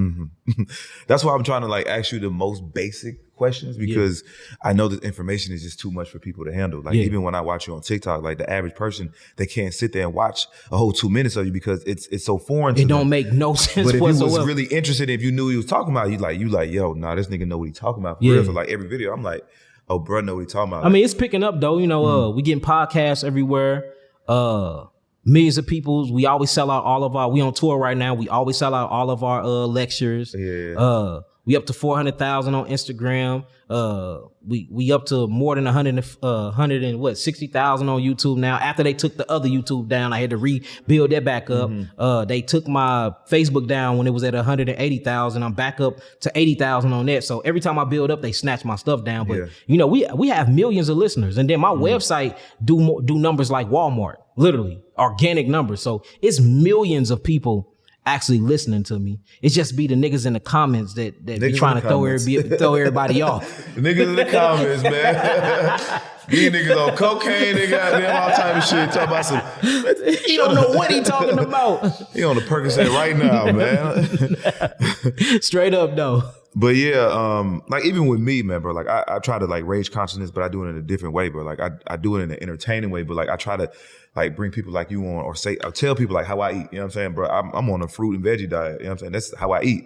So about me being cool, me being an entertainer, like, okay, I fuck with bro. On the entertainment shit, he fuck with the hoes. Like, oh damn, I gotta see what he talking about with the eating, because why would he be eating that way? Exactly. You feel me? So like I gotta trick people. Yeah, you feel me? Yeah, I'm just raw and uncut. Yeah, you raw and cut. You straight to it. I done so much work and I done put in so much work, man. I ain't got time to do all that. I realize how close we is to the end, and I'm glad for spirits like you, because you are grabbing a whole different audience than me. But I'm for more of the people that come to you and then dive deeper, then you introduce them to your bro Yahki. That's a fact. You like, all right, I'm glad I done got you in. Here go the bitches, here go the hoes. We this. We in here vibing. For sure. I got you ready for the next level? Hey Yahki, I'm that brother right there. For sure. Now, okay, I gotta ask you. You said that there's water above us. Yes. We breathing in water right now. It's called less dense H2O. And that's what you call air. This is water we breathing in. You don't believe me? Just close all the doors and don't get no oxygen in that motherfucker. You're going to come back. You're going to start seeing water drip from the walls, and then you're going to start seeing mold form. So we are in a fishbowl. And that's why they got an operation called Operation Fishbowl, when they fired off nukes at the atmosphere trying to break through the dome. I'm just saying, this Operation High Jump, Operation Blue Beam, Operation White Sand. Shh, they're gonna this shit. They're gonna come for you, bro. They're gonna come for you. So, if there's water above us, how do we get out of space? You don't get out of space. You go inner space, and you go inner space by going in the oceans. That's how you get to the outer realms. So the real outer space is beyond the Antarctica and deep within our oceans. That's why if you look at their outer space missions, they're actually in water, floating around in water somewhere in Las Vegas, Nevada, and deep in the Colorado. They ain't out of space. That's why if you look, it's so many people now putting up showing that these space shuttle missions is fake as hell, man. Showing you that they ain't never been out of space. If you really want to go outer space, get your ass on a submarine and go deep within the water. That's the true outer space. And there's so many different alien bases and military bases underwater and in the actual ground. They're hollowing out mountains now. They're hollowing out mountains. You can Google this. And they're making inside of mountains underground bunkers and underground military bases. So if they're doing that to the mountains, imagine what they're doing underground in space, in the water. So if you want to go outer space, go deep sea diving. You said there's aliens. Yeah, aliens. And all alien mean is, so Elion is a Hebrew word. That's where they get aliens from. It's really El Elyon. And that just means of the Most High God. Technically, we are aliens. And that's why they studying us. That's why they stealing our melanin. That's why they trying to understand the functioning of our biological vehicles. That's why they can't understand our circadian rhythm, our biological clocks. We are the most different species of humans that the planet ever had. We're so different than them. Our teeth are shorter than theirs. Their teeth are wider and longer. Their canines are longer than our canines. Their hydrochloric acid inside their stomach is hotter than ours. You talking about white people? I'm talking about white people. They produce an acidic enzyme in their mouth. We produce an alkaline enzyme in our mouth called amylase and amylose and trypsin. They can break down proteins and meats. Our stomachs can't break down proteins and meats because the pepsin and the hydrochloric acid doesn't get hot enough to break it down. They digestive system can go through something called putrefactions, or can't. Ours go through something called fermentation. A lot of them grow tails. Their hair grow towards the earth or towards the ground. It curls and it grows towards the sun. We have high melanin content. Inside of our melanin, we have something called selenium. They have low melanin content. Inside their melanin, they have something called ammonia.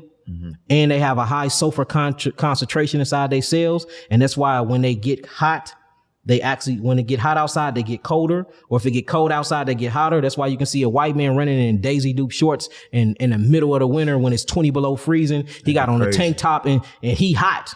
Or when they get hot and they get around water, it changes and the sulfur mixed with ammonia and it gives off this actually canine smell. And that's why they say they smell like wet dogs.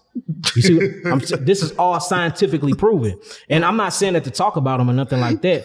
I'm saying this to say this.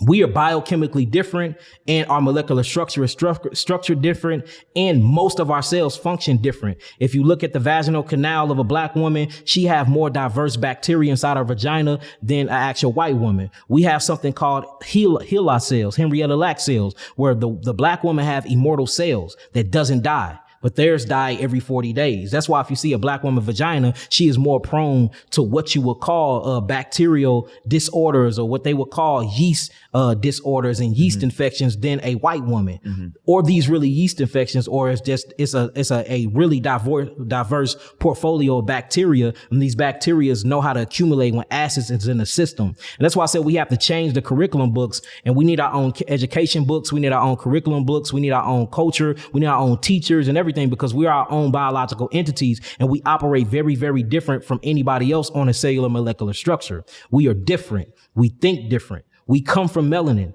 We act black. We think black. We look black. We come from black. We get the curses of the black people and of so-called black people and everything. So even being on earth and how we look at reality is different. A white man getting in his car and going to work is totally different from me jumping in my car and going to work. I got to make sure I'm driving the speed limit. I'm checking my damn rear view mirrors every time. If I get pulled over, I got to pull over somewhere where there's cameras at. I got to make sure my hands is on the steering wheel. I got a yes, sir, no, sir, because we different. They not worried about that. They get pulled over. They talk crazy to the police and everything because they know it's a different agenda, because we play two different roles and two different purposes here in this realm. Is it true that white people need us to survive? Hell yeah. Without melanin, they can't survive. Matter of fact, if you look at the statistics, white people are dying right now. They are dying more than they're repopulating. And that's why so many black people are coming up missing. Notice they're getting all of these different type of melanin shots inside of them. They're trying to deal with the sun more. Right now, with all of these heat rays and how the sun is heating up and all of the ultraviolet infrared rays is coming from the sun, man, white people are dying globally from skin cancer. The sun is beating they ass. I mean, literally especially in Israel. Look up the sun cancer epidemic in Israel. Man, the sun is whooping they ass. Didn't know that. But they need melanin. For the sun can charge them and make them supernatural like it does us. We are supernatural people. We are an eternal people. We really is. We are a reflection of God itself. And we can prove this through biology. When you said that we're eternal people, where do we go when we die? Did you believe? Do we reincarnate? So I believe it's two different things. I believe some souls reincarnate to come back, and because they didn't get the processes of this life right. So I do believe some souls reincarnate, and the reason why I believe that, because you have cells that reincarnate. The granule of your cell reincarnate, and bacteria come from it. And this mug is called pleomorphic bacteria, where it can mold and shapeshift into different entities based off of the terrain and the acid and base spectrum that you put your cells in. So based off the environment that you put your cells in, these granule cells will birth bacteria, and this bacteria will shift and changes itself. So if you have a acidic medium, the bacteria will turn itself into the granule will turn itself into a bacteria to eat the acids. Right? Well, if you don't stop and change your diet and the toxemia gets real big and it starts damaging cells, this bacteria that eats the acid will pleomorphosize itself into a parasite and penetrate the cells and eat the organelles out of the damn cells. When it passes these mucus barriers in your body, say if it gets to the liver, and it's called a fluke worm in the liver, it causes cirrhosis of the liver. If it burrows itself into the pancreas, they call it diabetes mellitus. If it make it to the thymus gland and it lives and inhabits the thymus gland and lower your CD4 count, they call it HIV. If it expresses itself in the skin, they call it psoriasis. You see what I'm saying? If it expresses itself and burrows itself into the nervous system and live throughout the neurons of the nervous system, they call it herpes, simplex 1, 2, all the way to 16. So dependent on where this is at, when it's in the intestines, it grow long, they call it a tapeworm. When it passes the blood and brain barrier, they call it a hookworm. It's called Fasciolopsis bushki. So it's the same bacteria that dies and reshapes itself depending on the state that you put it in. And these things are the beginning of life and they're the end of life. They actually decompose your body. If a body dies and when rigor mortis sets in and the body starts to decompromise itself, these are bacteria going through a state of fermentation, breaking down the body. And then they're there to get forth to bring forth to a cell called the granule. So they're the first thing to life and they're the last thing to life as well. So if it's the beginning and end of life, that means it never leaves. So the bacteria never leaves, but it builds your molecular structure, it maintains your molecular structure, and it decomposes your molecular structure when you die. The body is made of 150 trillion cells. Out of 150 trillion cells, 100 trillion of them cells don't even belong to you. They belong to something called the microbiota or the microbiome, the bacteria. Only 50 trillion cells on your body is so-called human cells. And these cells are called prokaryotic cells. So you have over 100 trillion, you have 100 trillion prokaryotic cells that belongs to a different entity that we're going to call the bacteria kingdom. Then we have 50 trillion cells that belong to humans that's called eukaryotic cells. White people have more eukaryotes than prokaryotes. We have more prokaryotes than eukaryotes. So our origins is from prokaryotic cells. Theirs are from eukaryotic cells, showing you that we are eternal. So this is what I do. I go into nature and I look at how nature interact with itself, and I get into my biochemistry lab and I look how the cells and the biology interact with itself. If I can see that the cells reincarnate themselves on a cellular level, and cells make up organs, and organs make up systems, and systems make up a full-grown fucking human being, and I'm saying that the cells can reincarnate, then of course the whole entire organism can reincarnate. So I believe in reincarnation, but I also believe that we do go to different dimensions of densities too, if we have graduated from the university. And that's the reason why they call this the universe. This is school. Do you look at it as like a time?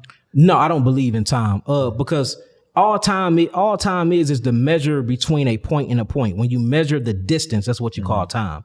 So I don't really believe in time. I think time is a spell that's been casted on us to make us age. That's why we believe in birthdays, months, and years, and all this other crazy nonsense. When you really get deep into the esoteric knowledge, I don't believe in time. But I feel like a dimension is basically just a separation from light.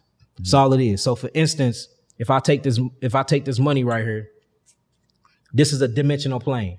This is a dimension. I can turn this. This is another dimension. Can you see this side? If you was on this side of the money, could you see this side? No. So this is another dimension. What about on top? Gotcha. This is another dimension. So we got 1 dimension, 2 dimension, the 3rd dimension. Fourth dimension. Flip it over. What's that? Fifth dimension. So what we're doing is just say this is the plane of Earth. Notice it's flat too, like Earth. That's crazy. So how do we visit different dimensional planes? We just got to learn how to consciously resonate and vibrate with certain electrical magnetic grids of each side of the dimension. And this is how you pivot or shift to these dimensions. So each dimension or everybody in life have a certain resonant hertz or frequency, and everything you won't have a certain frequency too. If you can match that frequency and if you can feel that emotion, that's how you manifest it within your life. That's why people that's broke and want to be rich. Imagine yourself with $1 million. How would it feel for you to have that $1 million and then act out you having that $1 million? Scream, clap, have a party, whatever you need to do. However you're going to feel when you get that million, you match that frequency and notice that the millions come. It's the same thing with dimensions. And people do this all the time. It's something called remote viewing that they have in the military, where they teaching people. It's called the Gateway Experience. This is an unclassified document on the web. Y'all can Google this. It's called the Gateway Experiment that was done by the CIA. They telling you how to hemisync your brains. They telling you how to astro travel. They telling you how to get into multi-dimensional spaces by way of your mind. They teaching you telepathy. This is an unclassified document done by the actual United States military and CIA. Teaching you all this taboo shit that we think that is make-believe that's in the movies. They got unclassified documents showing people this. So remote viewing is showing you how to use dimensional space and move, basically using your mind, hemi-syncing your brain. They are in Fort Detrick military base teaching people this, and they can find you somewhere on the other side of damn America in your house. It's remote viewing, where you can put your mind into a different space or dimension of density. Look this stuff up, man. This just shows and proves how multidimensional and how supernatural we really is. So all this spookism and that boogeyman shit is real, man. I'm telling you. Man. Why would our military have... I just want to show you, man. Okay. Look, I just want to show you. Check this out. I believe it too, man. This shit is crazy. Unclassified CNA documents speaking about the Gateway Experience.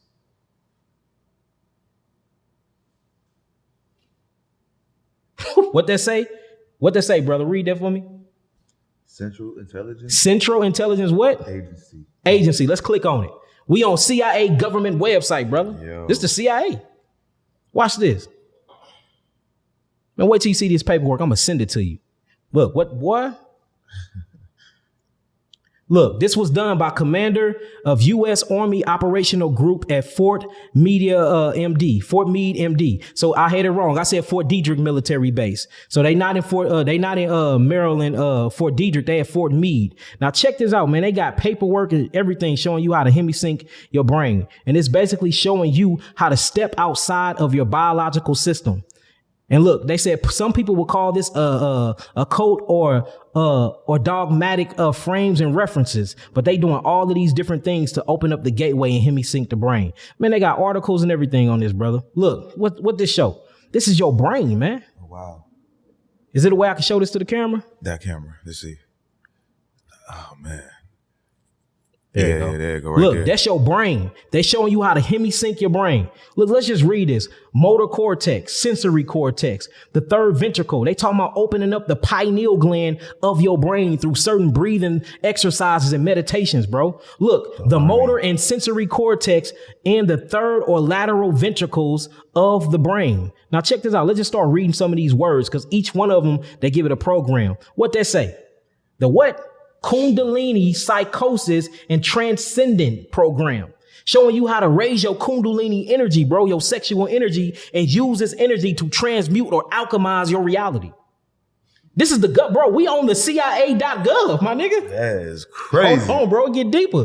Look at this one.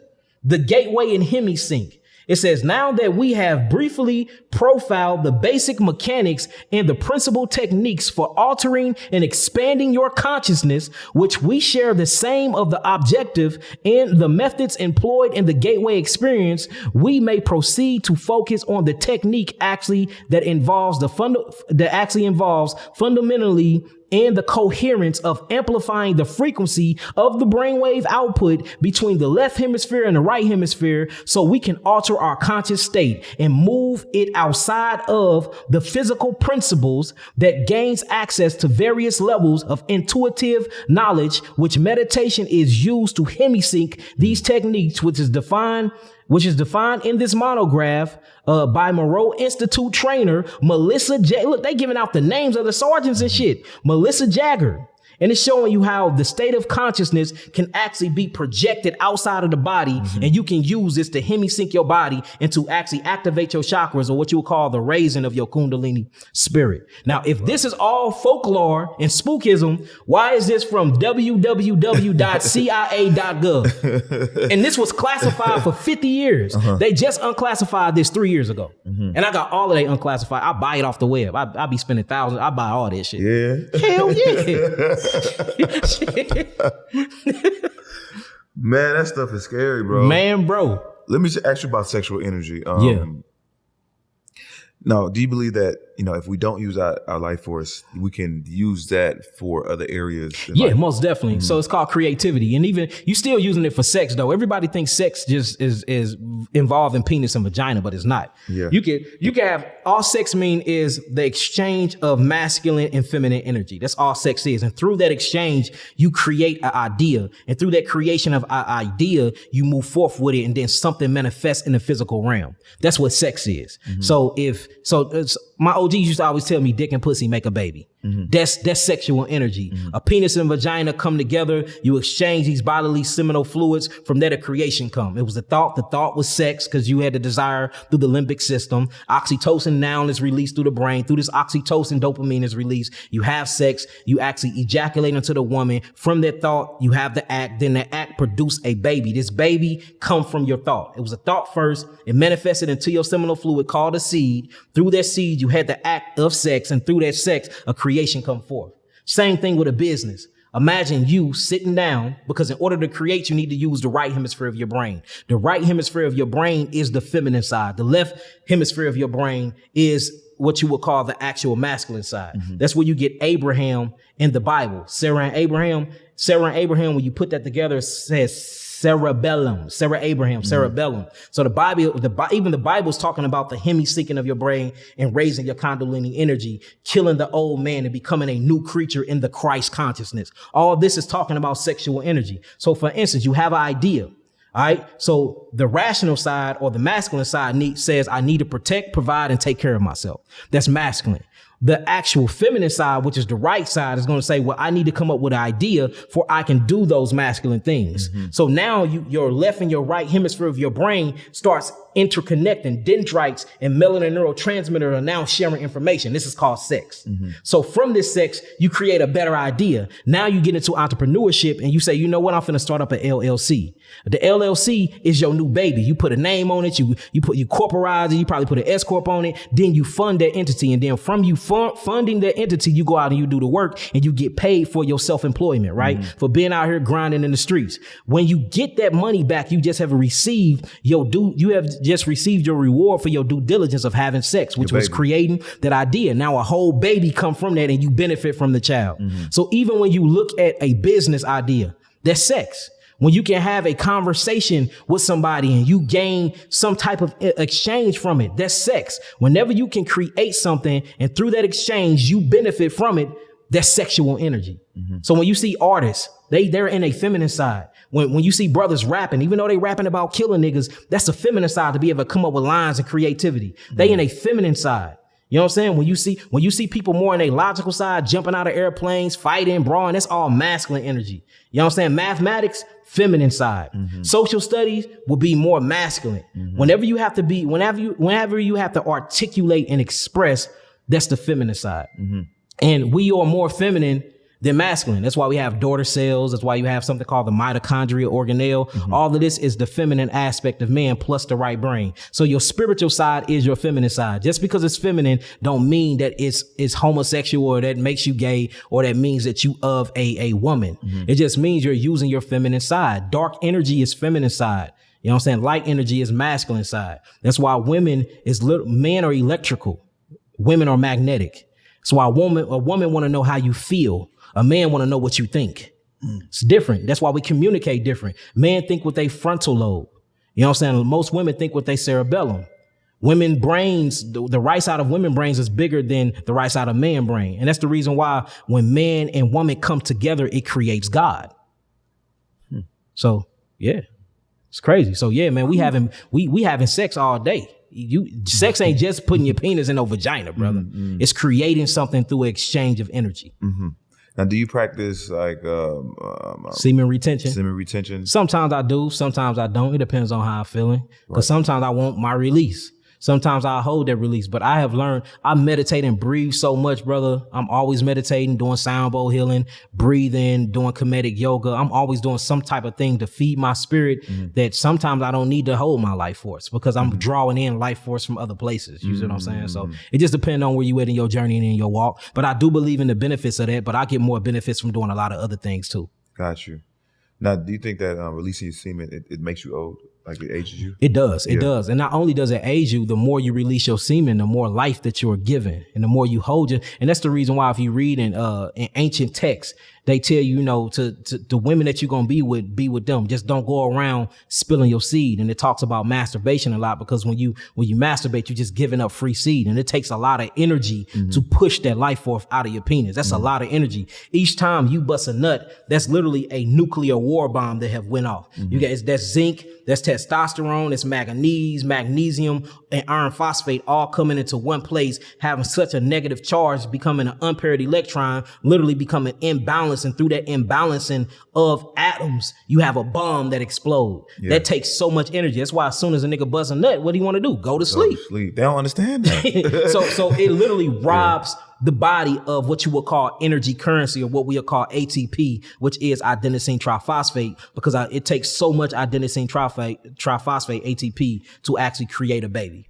So yeah, it literally robs you of your life force and it shortens your DNA or it wears off what you would call your telomeres.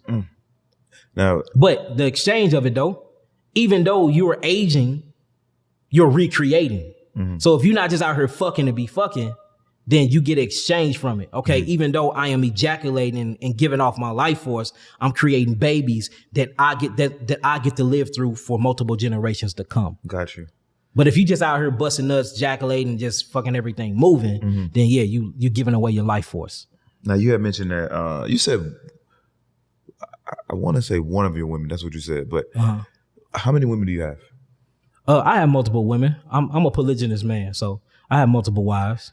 Wives, not girlfriends, not bitches. Nah, wives. I don't want bitches. I used to deal with bitches back in the day. What's wrong with bitches? Man, bitches stress you out, boy. Bitches make you go broke. Now, bitches will make you go broke. Bitches will stress you out. And a bitch is a female dog. And the dog will bite your ass if you get them mad. So, you know, when you start taking on these words, you know, art imitate life. And you see women calling each other bitches. Brothers, you call yourself dogs, niggas. We call police pigs. You call somebody that backstab you a snake. So this is talking about the animalistic lower nature of mankind. I don't want no bitch because she low and resonant frequency, and I vibrate high. She can't do nothing for me. She can give me some pussy, but after I bust my nut, then what? I'm past that stage in my life, just busting a nut and moving on. You know, my life means something to me. I've been working hard. I'm building something. I'm a leader. I'm bringing the people with me. I'm saving humanity. So I need a woman that's going to help me out with that. I just don't want a woman that's going to lay on her back, you know, get my cum and then think she can get $1,000 to go get her hair and nails done. That's the only exchange we got. You give me pussy and I give you money. I can just go find me some prostitutes for that. And that seems like that's what this new age is about. It's basically organized prostitution swept under the rug. And I just ain't with that. I'm trying to grow empire. And me, my workload, how many children I got, everything that I'm doing, and just the God in me, one woman just ain't for me. And I'm not knocking nobody that's into monogamy. I just ain't never been with one woman. I don't see myself being with one woman, and I just don't want to be with one woman. I'm building an empire, and it's going to take multiple divine goddesses to help me get that done. Wow. Now, explain the difference between having bitches and having your wives. Okay, so again, a bitch will bite you. It's a female dog. You know what I'm saying? It's just a different ideology. So where I come from a Hebraic background. So, you know, you have concubine, then you have a woman that you're courting, then you have a wife. All of them respect you. All of them help out with the household, and all of them are there to help you with the vision. The man have the vision. So a man will have a vision of creating a home. So it's up to the man to do the P's. Everybody talking about the PPP loan. I'm talking about providing protection, you know what I'm saying, and being proactive. That's what all men have to come with, those necessities. He have to provide, he have to protect, he have to be proactive, and he have to pleasure the woman. And he have to produce. So we're going to call these the 5 P's. So a man have to protect what he produce.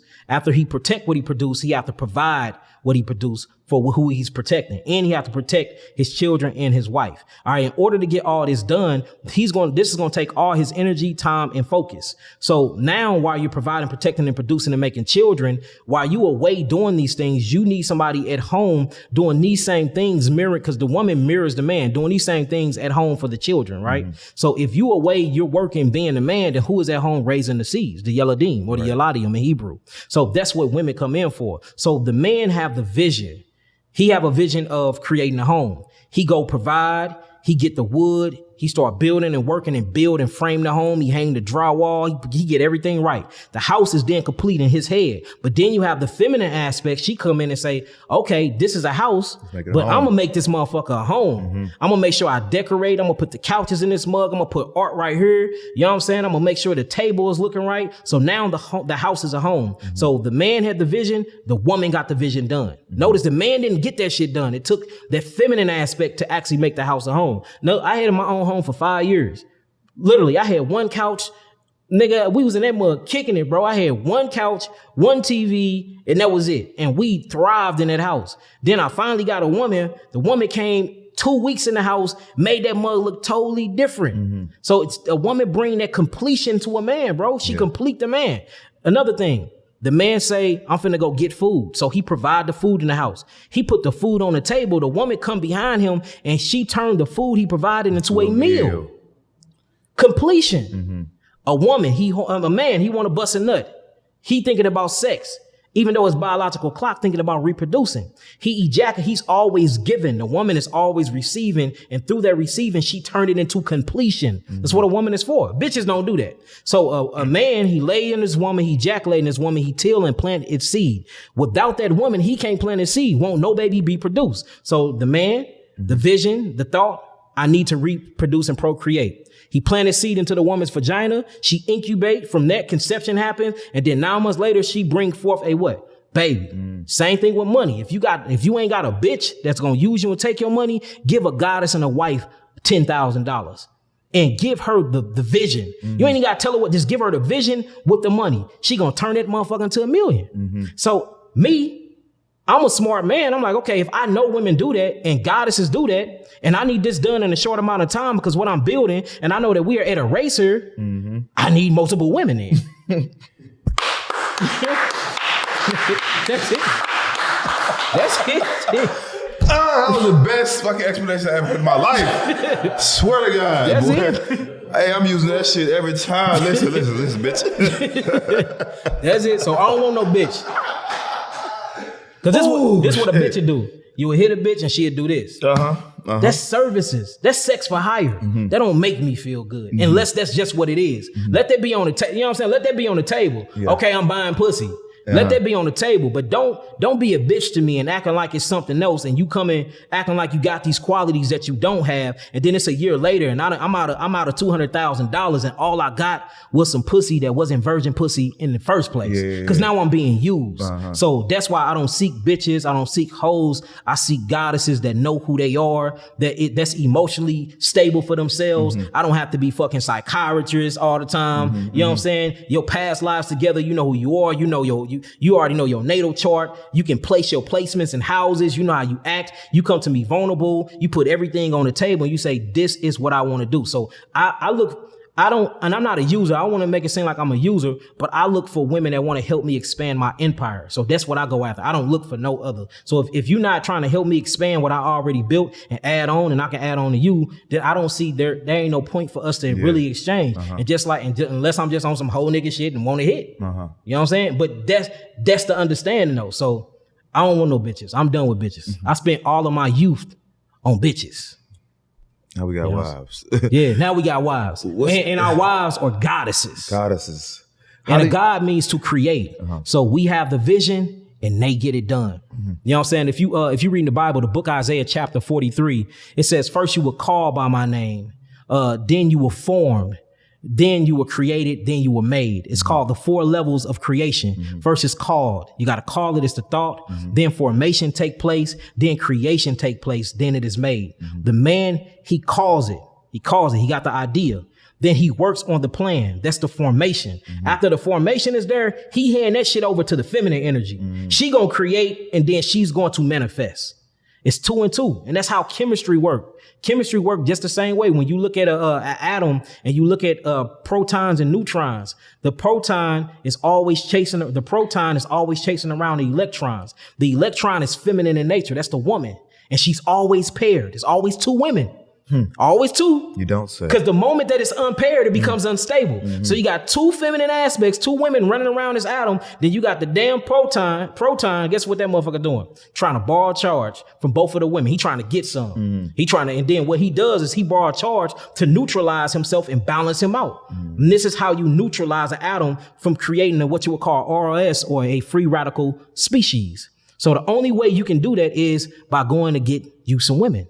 So even when you look at this on a biology level, or you go into anatomy or go into nature, to me, polygyny is natural when it comes to a man. We are biologically polygynous man, biologically. Now a man can choose monogamy. That's cool. I'm not knocking you. More faith and power to you, brother. That's your move. That's your mission. But by the biological processes in our body, the way we are made, how we can get multiple women pregnant in one day, but they only can be pregnant at one time. If you just look at the science, the sex, how everything about us and our anatomy, we are polygynous by nature, brother. And that's just what it is. And I know a lot of women probably gonna get mad at me, but you will be okay. You'll be all right. Now, do you, are you fulfilled with the women that you have, or do you feel like you're always gonna add on more women? To get the job done, to get the So it goal. depends on. So this is what I realized. There's an end and a beginning to all things, especially relationships. And then as you grow and as you expand your consciousness, some people don't level up and grow with you. So if it's a case like that and we have to part ways, then of course I'm gonna fill that spot. It's just like a job. Everything is a job. You commit to something, and if you don't keep up with the commitment, you get terminated at the job, right? Just like I believe that women can terminate men too. too if they not fulfilling their end of the deal as well. So if a job get terminated or if you didn't keep up with the commitment, of course I got to refill the spot because I have the mission. See, I'm about the mission. My mission come before my children. My mission become before my women. My mission come before my family, my mama. My mission come before me. So if a woman ain't on my mission, then we don't resonate. We ain't not incoherent. So I have to find one that do that. So if we gonna look at it in that analogy, I think a spot that's not being filled correctly is always open. You know, if you're not playing your position, then it's always up for grabs. You see what I'm saying? Yeah. But in another way, I do believe that marriage is sacred and I believe it's eternal.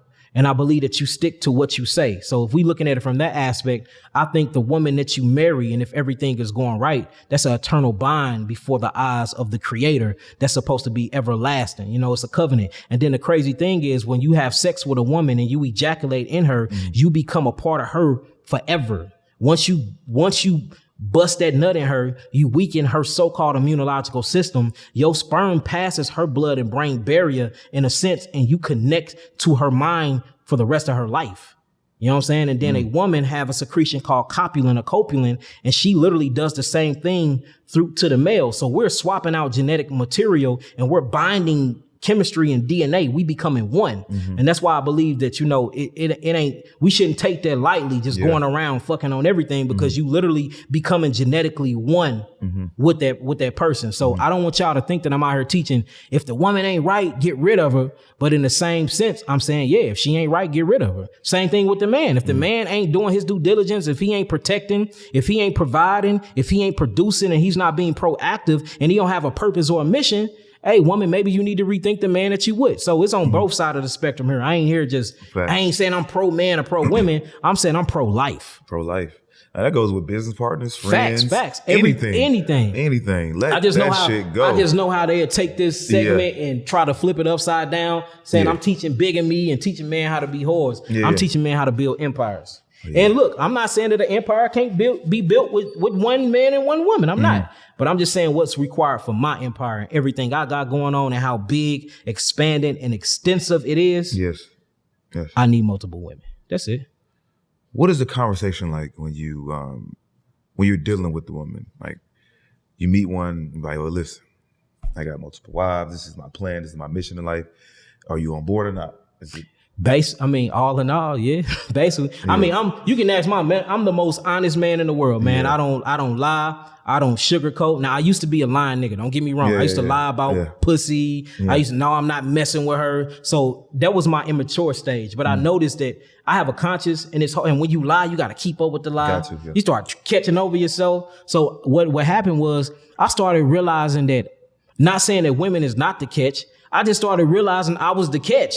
So once you realize that you the source, you the one providing, you the one bringing forth, you the one creating, and you know what you need to make this purpose and this mission work, it make you, you move through the bullshit. Yeah. You be like, no, this is what it is. This is what I need. And if you can't do that, let me know now. And we can go our separate ways. So basically, it's putting things out like that. And then I do believe in the courting and sporting phase too, because, I heard that if you be with a woman through each season, you would truly know who she is and vice versa. So I believe in that courting phase too. Sometimes you don't make it to that phase. You know what I'm saying? Sexual desires and shit happens, but I do believe in that as well. So I don't want the young men out here to just be jumping in women panties and then calling them a wife. And then later on, 6 months to a year from now, you like, damn, I done married a dragon. Or the same thing with the man, the woman, she be like, dang, I married a nigga that really didn't have no money. He really wasn't trying to provide or build nothing. He just looked good in the end. So I say the vetting process is very, very important. So when I meet a woman, the first thing I'm looking for is, how does she interact around children? Because I have children. Second thing I'm looking for is, what do she talk about? Is she talking about spirituality? Is she talking about growth? How was her mathematics? Then if I'm interested in her and I talk to her, I'm asking her about her parents. Is your parents in your life? Where was your daddy? That's my main question. Where is your pops? If pops is in your life then, and he's a good father, I know he put some type of structure up. Then I ask about how lenient was he? Did you get on punishment? Did you get your ass whooped? This all telling me the psychology, whether she going through psychosis or whether she psychically liberated and I can deal with her or not. Then after that, I ask purpose. What you doing in life? You know what I'm saying? What are you doing? Okay, is you just I work a 9 to 5. Is you working a 9 to 5 to go for a goal? You saving money for something big, or you comfortable where you at? Based off of that alone, that let me know whether I should move on or not. Damn, you comfortable with this? You know what I'm saying? That let me know whether I move on or not. Do you have any children? How many men have you slept with? Because that means how many personalities I'm dealing with. I just said that every man you sleep with, they literally, these energetic forces pass the blood and brain barrier, and you take on these cognitive personalities. So how many men I'm dealing with? You know what I'm saying? I ask all of these things, just like with my food. The same way I like to get to know the biological history of my food before I put that shit in my mouth. I need to know the biological history of you. Have you ever had any STDs? And before we lay down, we finna both go get checked. I'm in partnership with over 3 laboratories. Let me go get our blood checked. Let me run it down. Let me do this. And look, if it's true, if we good, let's detox together. Before we even make love, let's do a 90-day detox. And that's gonna show me is she real about being with me or not. And then last but not least, what do you eat? Do you eat meat? Do you smoke cigarettes? Or you an alcoholic? These things, because I can't put my mouth on you or lay with you if you a meat eater. That's gonna lower my frequency. Damn, do you eat dairy products? Like, what am I dealing with? Because I'm doing so much work for the people. I just don't have enough energy in me. Plus all the children, I'm raising my children too. I don't have enough energy to literally build a woman from ground up. Now I help a woman, you know, she got the house built already and she just need to throw a roof on that motherfucker. I'll come in and put some shingles on that deal. But building a woman from the foundation up, I ain't got time for that, because my mission, I need a woman that already know who she is, that's already built up herself. And you know, if the plumbing need fixing, I'll come in there and I'll tinker around with some pipes and get that shit together. Bring the pipes through. Yeah. So yeah. But I just want to put this out as a disclaimer for my men. I'm not teaching y'all to be whores. I'm not teaching y'all to be whoremongers. I'm teaching y'all the basic geometry of life and how our ancient cultures work, and how they can still work and be beneficial for us today. But just on the opposite side of the spectrum, even though polygyny is good for me and I see the dynamics and how it work, and I love the way that pyramid work, it might not work for you. So, you know, see what work for you, brother. And same thing for the sister. See what work for you, because it don't work for everybody. A lot of women don't have the patience. A lot of women are Americanized and are very jealous and want a man to themselves. But then you got the other spectrum where women are open to it. And you got women that actually get along with other women and want to see you do good and want to see you grow. So it all just depend on where you at in life and your belief and your perception. My perception is just different. Man, we can end it right there, man. That was dope, bro. Yeah, all praises. That was special. That was a lot. That was. They're gonna be unpacking this shit for. Hey, listen, that shit is. You better chip on this one. Oh, who you telling? Who you telling? One more question. Okay, with your children, are you allowing them to watch TV? So yes. So what I do is I do TV as what you would call a recess time. So and it's only certain things that they can watch. I got genius children too. I mean, genius children. They are smart as fuck, man. So since they so smart, since they so intuitive and so in tune, and then they're around 5,000 books every day, just by changing the feng shui in my house, they're learning. Remember, we was just talking about the Hemi singing. If you just put books around children, their intellectual properties go up. They get more intellectual. If you just speak different languages around them. So when I'm around them, I speak Hebrew a lot. You know, they don't even call me daddy. What they call me, Nabi? They call me Abba. That's Hebrew for father. You know what I'm saying? So like, I'm setting the stage and the environment for them to already be great. And plus my genetics is supreme, superior. I eat healthy. I'm very intellectual, and I'm a natural born fucking leader. So all of my children already come superior and on a level anyway. So when we teaching and we learning, I do television for recess. So I do watch them. I do let them watch television, but it's not a television program, and I let them watch. It's very, very in a controlled environment. Got you. What'd you go to prison for? Man, so first degree armed robbery, and y'all can look this up, armed criminal action, a lot, bro. First degree robbery, armed criminal action, first degree assault, and basically evading the police. When they tried to get me, I tried to run, and so that's what I went to prison for. So it was a very harsh crime. How much time you do? All together 3. Oh, that wasn't bad. Yeah, no, it wasn't bad. So my first offer, guess what my first offer was though? 10. 43 years, man. It was a home invasion. Oh, okay. Plus I had an armed criminal action. The ACA in Missouri ran me 3 years to life automatically.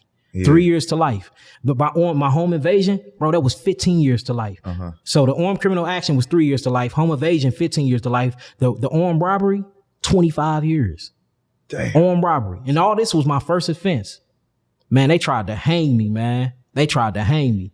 And by the grace of God, man, I got to do that without telling and all that, man. God was really on my side. And that's what changed my whole entire life, man. While I was locked up in prison, my mama mailed me something called a Preacher's Bible, King James Version. And I didn't have nothing to do but work out and read that Bible, man. That Bible just opened my mind up to a lot of different moralities. You know what I'm saying? I developed a love for my brother and sister. I started loving my neighbor as I love myself. I just started really, really seeing myself in my people. I used to be a harmer, man. I was out here harming my people. You know what I'm saying? Really, I'm gangbanging. I'm at war and everything. There's a lot of stuff I can't say on here. I want to never self-incriminate myself, but I wasn't the best person to be around unless we grew up together. You know what I'm saying? And I'm from St. Louis, one of the real murder capital of the United States. I'm from the gutter. So, you know, growing up out there, being around who I was around and gangbanging and doing all of that, man, you tend to get in trouble. So I was a product of my environment. So it was actually meant for me to go to jail. And I thank God that I went to jail, because jail molded and shaped the man that you sitting to right now, brother. So, I feel the same way, bro. So jail and that heart attack is what put me on my mission, bro.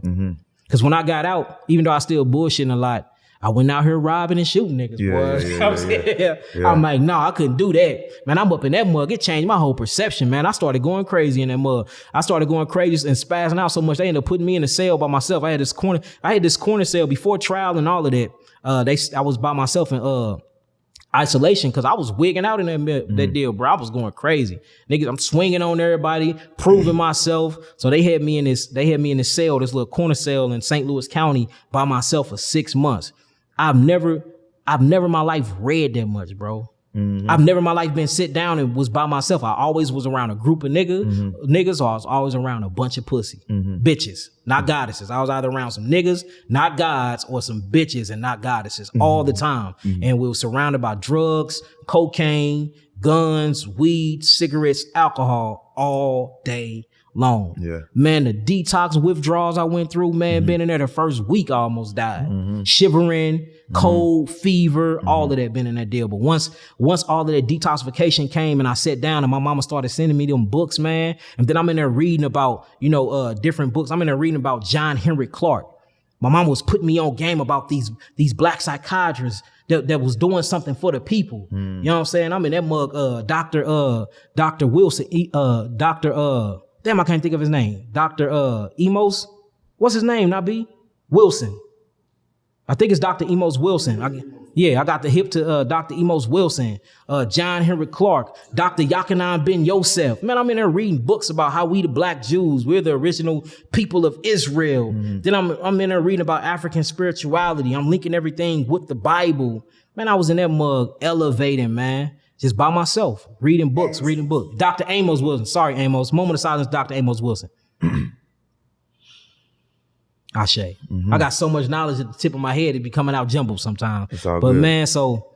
Man, prison and that heart attack, bro, saved me, brother. Seriously. Now, you know about herbs and stuff like that. Why haven't you gotten into like voodoo? So the reason why I don't do voodoo, I will say this, I'm not finna sit here and knock voodoo because, different practice, it's all about perception. So, you can sit 5 people down that practice Ifa, that practice voodoo, that practice all of these African traditions, and they all gonna tell you their perspective from a good perspective. You know what I'm saying? The only reason why I haven't gotten to any of those things because I have found a spiritual practice that is most comfortable for me. That's the only reason why. Because I found something that works and that's comfortable for me. And that's the spirituality of nature. If I had a religion, which I don't believe in religion, it would be nature. I follow the laws of nature and I dictate things by nature. The reason why I'm not into homosexuality, because I realize that homosexuality don't bring forth life and nature is about life. You see what I'm saying? So that's how I judge my life. I don't believe in killing because when you kill, you take a life. And there's something called the electrical magnetic grid of the earth, and you literally take on people biospheres when you spill blood. The reason why I don't eat meat is because of nature. I went into nature. I looked at what my physiology was closest to. I'm not saying we come from primates, but our physiology look like primates. And I see what gorillas eat. They're more some fruit eating big old mammals. So I looked at their teeth. Their teeth look like ours. Their canines are longer than ours. But other than that, every other teeth, they lateral incisors, they molars look just like ours. I see that they don't eat meat. Why am I eating meat? You know what I'm saying? I went into nature. So my religion would be nature, assimilating with nature and not breaking the laws of nature. So that's my spiritual practices. I give back to nature. You know what I'm saying? I give praises to the Most High for creating nature. Nature is a reflection of me, and I'm a reflection of it. And it is my sole job and purpose to protect nature. So that's what I'm here doing. So that would be my spiritual practice and my spirit works. Do I believe in all of these other practices and that they do work? I do believe they work because I know magic is real. I just do my magic in a different way. That's it. I like that. One last question. Do you detox from your phone? Yes, most definitely. I know when I be having my phone in my hand and then like as I'm holding it, I feel this energy as I hold it. And then when I let it go. That's called EMF radiation frequencies. That's called cancer. Some people not aware of it. And then when I let it go, it feels like I need it. You know what I'm saying? Like that's why people so addicted to their phone because so I got a saying at all of my seminars, I say this. People don't realize how addicted to radiation we have become. Radiation is a drug. And if you just watch this, when people go to sleep, why they can't cut their TVs off? That's you addicted to the radiation. Notice you don't even got to watch nothing. Right. You going to sleep. You ain't watching nothing anyway. If you really get down to the nuts and bolts, they missing the radiation. Like a person will be walking out the house and the first thing they do is check their body. And they think they need their phone because somebody gonna call. It ain't that. You miss that radiation. You miss that vibration because it's literally called an identifying marker.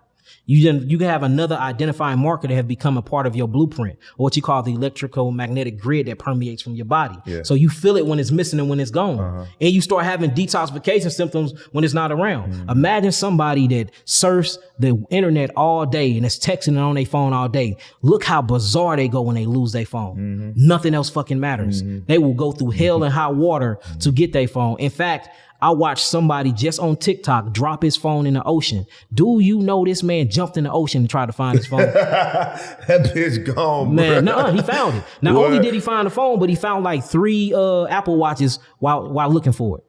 What? Yes, for his phone. I'm just saying. So you know, we have so much melanin, and melanin is a nurturing molecule. It's a polymer nurturing molecule. It's an absorption factor. That's why melanin eats and absorbs the sun. But people don't realize that melanin eats and absorbs radiation. It's radioactive anyway. It's unstable. Melanin, that's why we are so unpredictable to them. That's why they study us and we're such a phenomenon to them because our melanin. But it does the same thing with food, with sugar. Notice how addicted to sugar we is in the community. Isolated chemistry. So, you know, we have addictive personality. I know a lot of people don't like to admit to that, but we do. It's a part of our biology though. So yes, most definitely detox from the phone. Detox from everything. Detox from sex at times, fast from sex, fast from solid foods, fast from your phones, fast from the television, even fast for people. I believe in isolation as well. Fast from the people. You have to. Man. Thank you, bro. I pray.